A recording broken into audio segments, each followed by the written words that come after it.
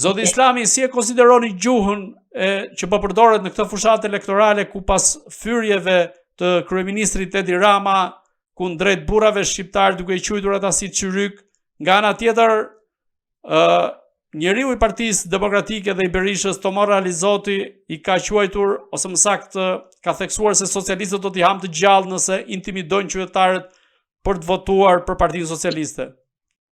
Burrat e ndershëm në Partinë Demokratike janë të vonuar dhe ndërta Zoti Tomora Alizoti. Unë e vlerësoj dhe e përshëndes nga ekrani juaj për atë të folur tamam shqiptare që ka bërë. Por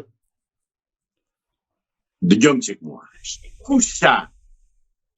Shan Nosroku, shan nga që s'ka që thot shqiptarve këj Mastrus Hajdut, që thot do t'u japuj mas 12 vjetës, do ka tani ujtë, thot. Ç'është ky more? O qa burr shteti ishtë ky, qa kryetar qeveri është ky bastard, ky palasho që vete edhe përdor fjalë të ndyra për gratë dhe për motra dhe për vajzat tona. Po si ore nuk ngrihen këta, nëse ka mbetur ndonjë socialist atje, ndonjë social, ndonjë burr i ndershëm ose gruaja ndershme në partinë e tia. Që ti thot, ore ti, o idiot ti thot. O i çmendur ti thot, se ti i çmendur je me kartel, te pesa. Po mos na turpron neve tjerëve të paktën ti thot. Asnjë s'del. Ai s'ka ide zotëri. Çfarë do thot?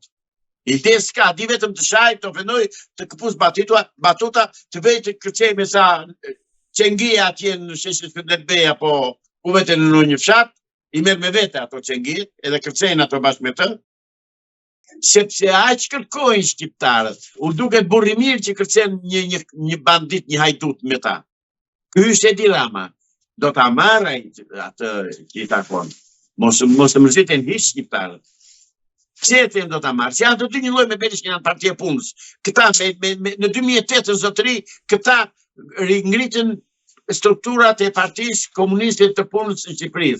I ngritin 100%. Dhe kjo vërtetohet te listat e mbyllura. Në listat e mbyllura këta kanë futur vetëm njerëz e tyre, të tërë pasardhës të nomenklaturës komuniste të Partisë Punës, dhe këtyre tjerë u thonë tani hajde në vërdall ju se mas e pitoni në një votë. Që nuk do bëhet zgjedhjet natyrisht, dihet kjo punë, e kemi thënë, mos e përsërisim.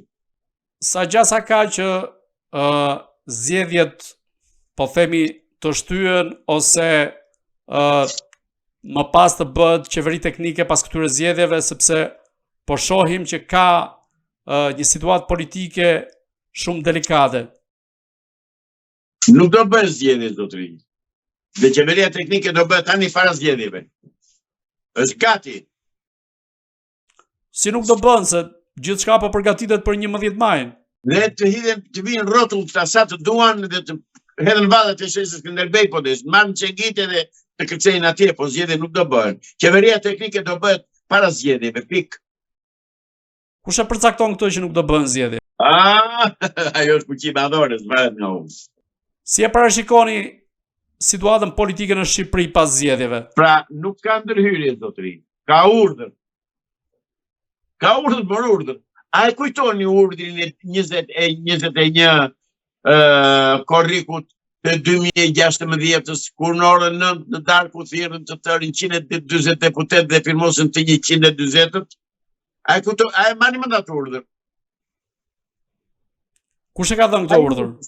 Ai urdhës prap, mos i dje me vajzat mira që janë, me qengie, me bakabonde, me gangstere, me hajdute, me kriminel, do ta votojnë atë ngritjen edhe funksionin në pushtet, ardhin në pushtet të qeverisë teknike dhe kaq e thjeshtë është. Po pse ndërhyet pikërisht në këtë moment dhe nuk u realizua më parë? Është momenti më i përshtatshëm për të ndërhyrë, për të kryer kjo punë. Dhe mos më thuaj më pas zgjedhjeve të 11 maj se nuk do bëhen zgjedhjet e 11 maj. Por dua të denoncoj faktin që Sali Berisha fshihet pas partisë. Burrat nuk fshihen pas tjerëve. Nëse burr siç e ka mbajtur veten deri më sot malsor, burrat dalin në shesh të burrave dhe thonë, ky është mendimi im, ky jam këtë ka bërë, këtë se kam bërë. Pra, e kuptojnë që kemi të bëjmë me një grup të strukturuar kriminal që quhet PDPS barës PPSH, kaq. Atëherë, si mund të zhbëhet kjo klasë politike, siç e quajtët ju, si grup të strukturuar kriminal? Po, e shpërbër është mas këto ditë do ngrihet qeveria teknike dhe këta nuk do marrën pjesë në qeverinë teknike, as PD, as PSH, as derivatet e tyre. Qeveria teknike është ngritur me shqiptarë amerikanë dhe shqiptarë në Shqipëri dhe shumë shpejt do dalë në dritë, do dalë në skenë, shumë shpejt. Atëherë, cili do të jetë fati i Berishës, i Ramës, por edhe i kastës së vjetër politike? Burgu Reçi, e kanë gati shtretet në Reç. Kanë vjedhur do të rritë. Kur pritet të ndodhi gjë e tillë? Atë, vetëm për datat mos më pyesni. Data dhe emra mos më pyesni, unë ti të them që kjo do bëhet, kaq. Dhe deri tani që janë thënë janë bërë. Se nuk e imagjinoni dot njeri që të arrestohej zëvendës kryeministri, apo ministrat, apo ish presidenti, apo ish kryeministri. Jo zotëri, janë thënë, janë bërë dhe do bëhen të tëra këto që po them unë, jeni sigurt. Kryeministri Edi Rama në këto 12 vite qeverisje, pjesë më të madhe të qeverisë së tij e ka në burg, por edhe bashkëpunëtorët e tij më të afërt. Tani, cili nga figurat kryesore që shoqëron kryeministrin Rama mund të përballet me drejtësinë, por edhe vetë Edi Rama kur do ta ketë po themi datën e tij për të përballur me drejtësinë? Po e para është zëvendësia e tij, ajo Belinda Balluku, e para fare, që po i lakohet emri ditë për ditë. Tani, më dëgjojnë minutë, se po dalin me radhë një nga një gjëra. Marrin vesh që një lavazh 10.000 euro është në emër të MMS Ministrit të Brendshëm. Qa të shkojnë më tutje.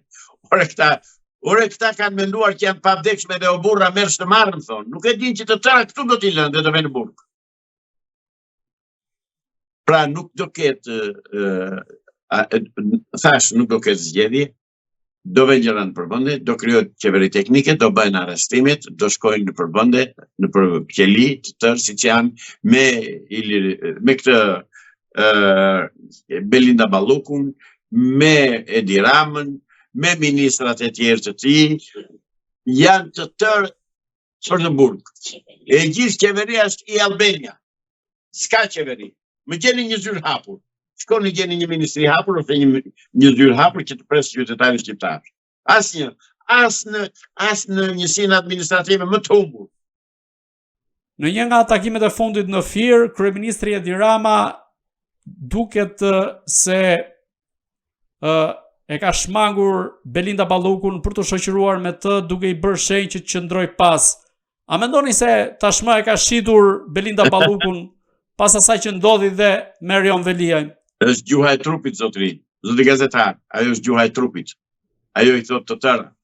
Ai është protokoll. Asnjë lëvizje nuk bëhet e pa protokolluar dhe pa urdhëruar që më parë. Dhe Belinda Balluku e di se ç'e pret.